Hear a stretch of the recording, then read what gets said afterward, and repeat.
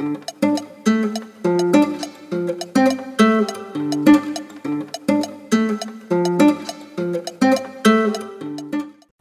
better than Musab Baba, a Sudan researcher, to talk to us about the horrific events unfolding still in Sudan? And he may be able to tell me something about Nigeria too. Musab, very big welcome to you. For the first time, I think, to the mother of all talk shows. Very good to see you. Let's start, if we may, with Sudan. What is happening there and why? Thank you very much, George. It's a pleasure to be with you on the show. Sudan has had a long cycle of wars, and basically the main kind of arc of history that kind of caused these wars was Sudan's kind of, a victim of geography, but also being kind of at the front lines between, the global south and, the global north. That was kind of the classical view of Sudan, that conflict between the east and the west, and Sudan kind of being caught in the middle. Back in the late 70s, there was a switch, that coincided with the introduction of kind of the neoliberal era of empire. And Sudanese leaders have had to toe that line between, the U.S. policy and empire's policy and looking elsewhere for allies. This changed when the Bashir regime came, and they tried to put on a facade of being independent, even though they were still working with the World Bank and everything. And before them, of course, Nimeri was pretty much, the U.S. man in the region. But this then caused a lot of problems within Sudan, because these were autocratic regimes, but also ideological. It's a very Arab-centric, government from the Bashir days. This then, the reason South Sudan had such a long war is because they didn't want to be second-class citizens. This kind of spread then into the rest of Sudan, to the Nuba Mountains, into Darfur, where you started seeing rebellions happen because of the marginalization, because of the status as being second-class citizens. But a lot of this was in lockstep with kind of the larger U.S. policy. If you remember, in the late 90s, Sudan was on the list of the 7 countries in 5 years. So that created even more pressure on the Bashir regime. And, they kind of forced South Sudan, and a lot of it was by South Sudanese, declaring their own independence. But it was also kind of pushed by Western countries to separate Sudan. The problems never got solved. People remember the Darfur War in the 2000s, and people wonder kind of what happened to it, because there was, the Save Darfur movement, and it was, a little bit astroturfed, but the sentiment was real, the war was real, and the genocide was real at the time. But it was never resolved. There was no accountability. The ICC, of course, indicted Bashir and everything, but it was just, something to keep him more as a liability rather than actually solving the problem itself. But essentially, during the Darfur War in the 2000s, the Janjaweed won the war because they had the support of the central government, and, Bashir and the NCP and SAF actually incubated them. What made the problem even compounded was now how many foreign actors were actually supporting the RSF.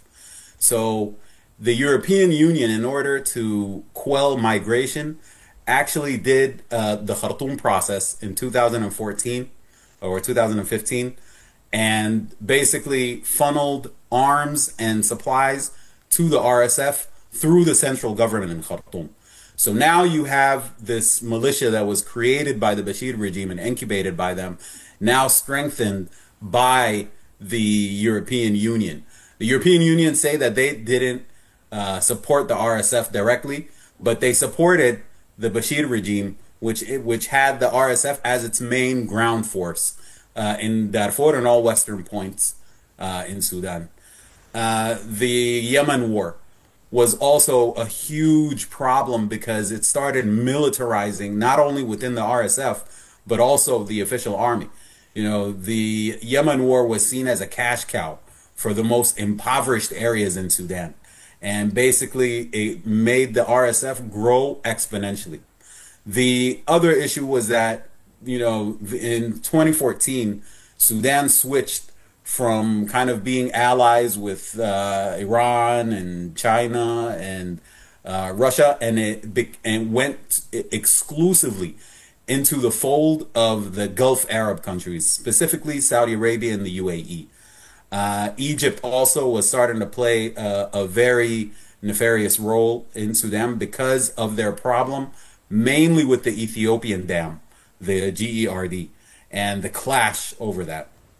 So Sudan externally has been kind of squeezed and broken by a larger neo-colonial, you know, order, which now sees countries like the UAE as being one of the cornerstones of the new Middle East kind of, you know, coalition and powerhouse.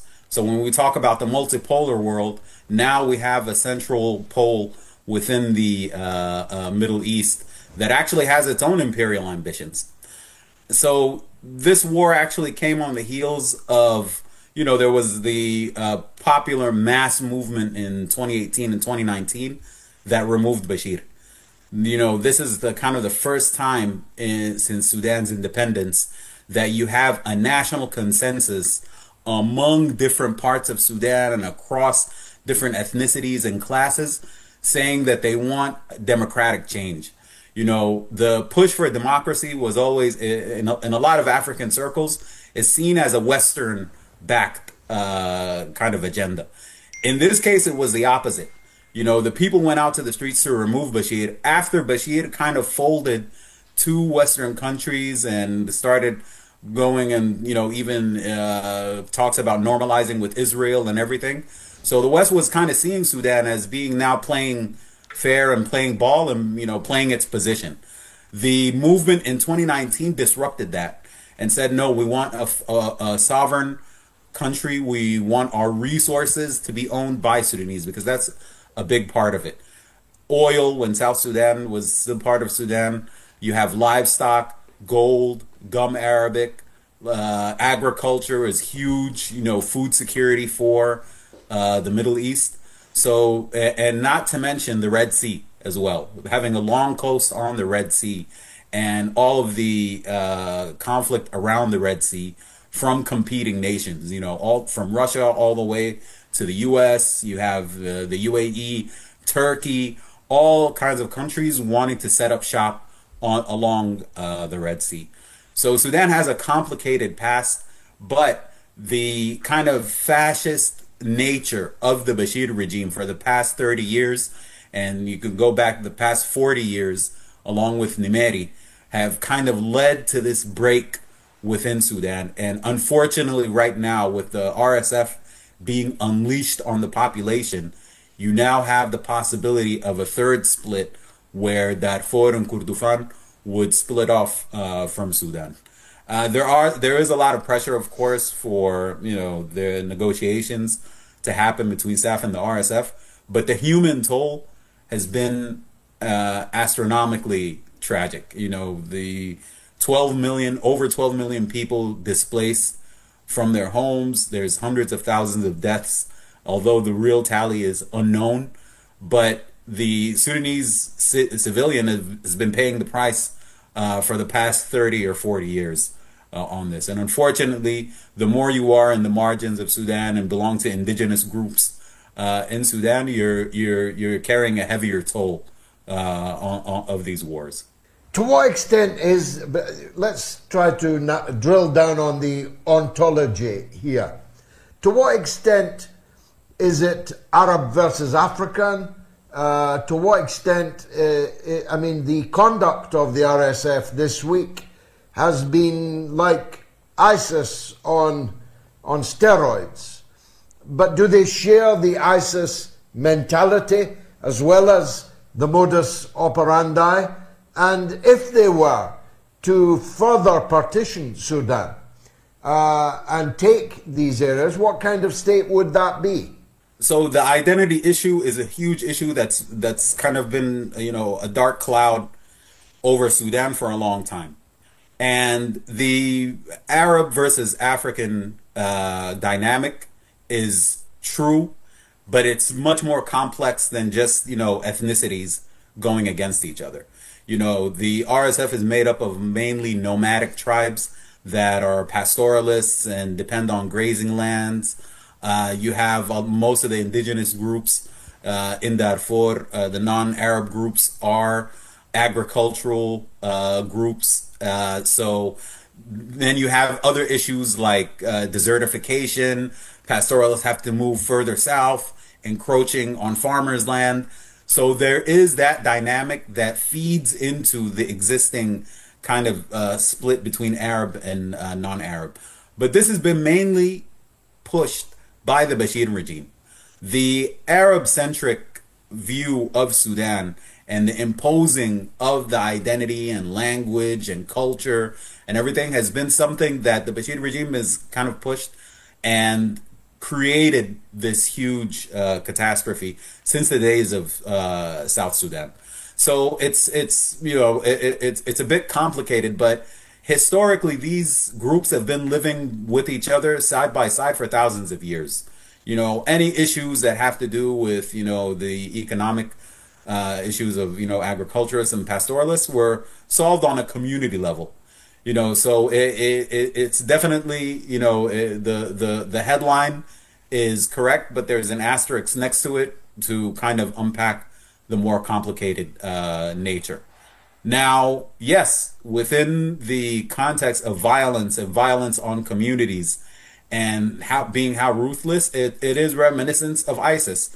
But instead of you know, a hardline Islamist you know, ideology, it's a very tribal, you know, ideology. So you don't, you know, the state under an RSF governance would be a disaster, because not only is there the ideology, but also the nature of the outfit itself. It's originally a criminal outfit that was set up by Bashir to quell rebellions, and they didn't care what kind of tactics they were using. Burning of villages, raping of women, you know, displacement. This has been an ongoing saga for a long time in Sudan. And, you know, any non-Arab minorities within that fold, you know, we've seen what happened to the Masalit group in Western Darfur in June of 2023. And now we're seeing what's happening with Al-Fashir. And we as Sudanese, because we look at these videos, we see the rhetoric, we're listening to, you know, Facebook Live and Clubhouse, and the kind of rhetoric that's there, and it's a racist, genocidal rhetoric that comes out. But, you know, the RSF didn't come up with this on their own. You know, this was also shared by a lot of the leadership within the Bashir regime. And what exactly are these Arab Gulf countries doing meddling in this grisly stew? Are they in it for the gold or what? So it's the main culprit over here is the UAE. You know, Egypt has a very nefarious role as far as kind of, you know, coercing Sudan to move away from civilian rule and, you know, wanting to influence Sudan and South Sudan. Egypt's ambitions are more contained within, you know, the Nile Valley and all the countries along the White Nile and the Blue Nile and things of that sort. But the UAE has a bigger footprint. You know, the UAE is truly the scarier ambitions, because it's not just Sudan. It's Sudan, it's South Sudan, it's Chad, it's their relationship with Addis Ababa and Ethiopia. It's working with countries like Kenya and Uganda. working with factions within Somalia, for example, supporting Puntland and, and Somaliland, and kind of encouraging their kind of self-determination. So they're really playing a bigger role in Africa to kind of divide and conquer and gain access to a lot of resources. You know, they're involved in the Congo as well. When you go around on the continent, you're going to see those UAE fingerprints in a lot of countries, unfortunately. And I think it's because there's a void that's been left. You know, African countries usually used to look at the East and the West. They used to look at the US and European countries for partnerships, for funding, for, you know, these kind of issues. And they used to look to the East for partnerships as well. You know, classically, you know, back in the days with the USSR, but now, you know, with China. And now it seems like the military world order from the West,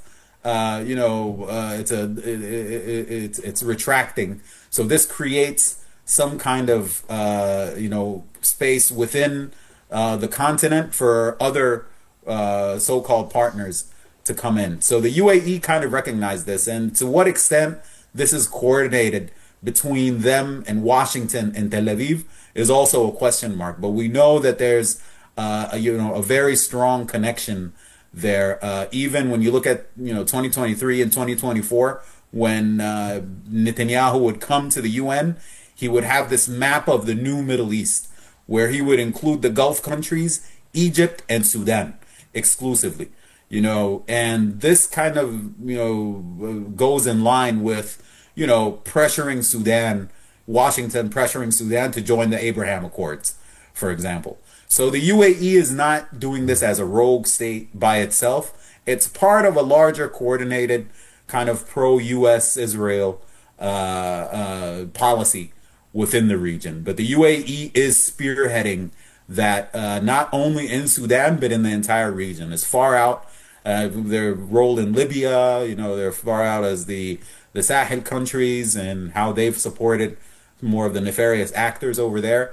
So it's a huge problem, but we're used to the classic look of imperialism, but we kind of need to, switch our view a little bit to start looking at who are the new actors in this neo-colonial order on the continent. That's been really helpful, Mossab. How can people follow you to take advantage of your wisdom on these matters? Are you on social media? How can people help your work? Well, there's my previous colleagues at the Ayin Network. I think that's, I was working there for a long time, and that's kind of the best repository of reporting and coverage from the ground on Sudan. So it's 3ayin.com. That's Ayin Network. And yeah, I would push people towards that and really appreciate this opportunity. George, I'm a fan of the show, and thank you for giving some attention to this huge tragedy that we have. The thanks are all due to you. You've cleared up many things. Thanks very much for joining us on the Mother of All Talk Shows. I hope we get the chance to talk again.